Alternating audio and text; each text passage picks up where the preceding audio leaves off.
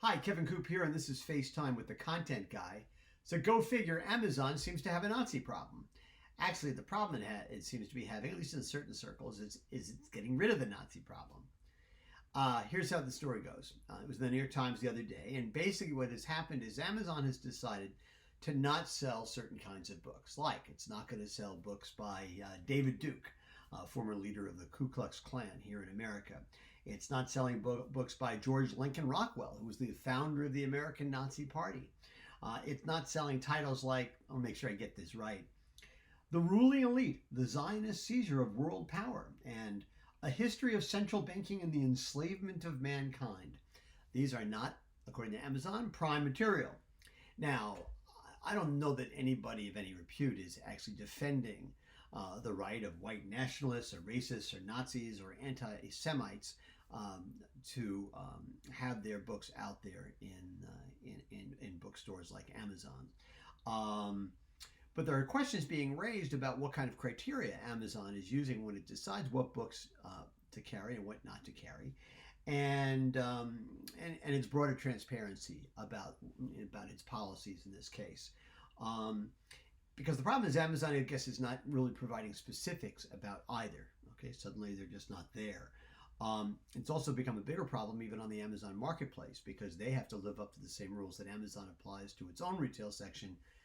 But if Amazon's not going to be specific about which kinds of books it's not going to carry and what the criteria are, it makes it a little difficult for the marketplace third-party retailers to live up to Amazon's rules. Now, I find some of this to be a little bit amusing. It shouldn't be too hard to figure out what kinds of material are like by white nationalists or Nazis or racists or anti-Semites. It's not that hard to figure out.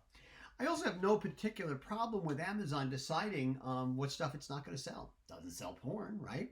I mean, most retailers, whether you're selling cars or refrigerators or shoes or shirts or whatever it happens to be, they curate their selections. I have absolutely no problem with that. It becomes a bigger issue for Amazon because it always pitched itself as the everything store, but maybe it's not going to have everything.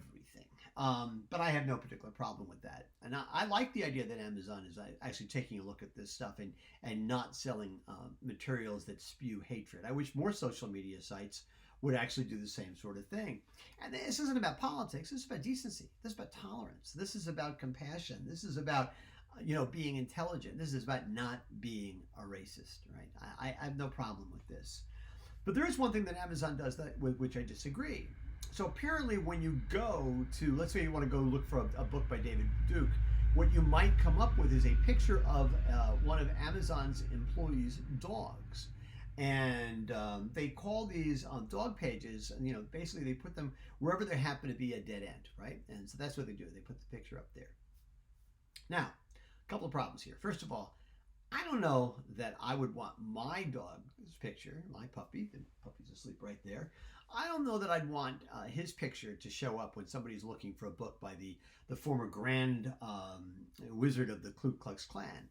Now, they want to take a picture of the stuff that Spencer leaves out in the yard for me every once in a while and put that on there.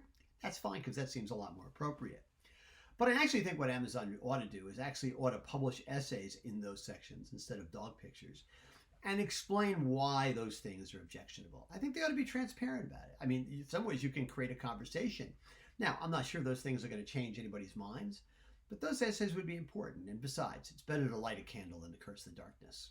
Anyway, that's what's on my mind this morning. And as always, I want to hear what's on your mind.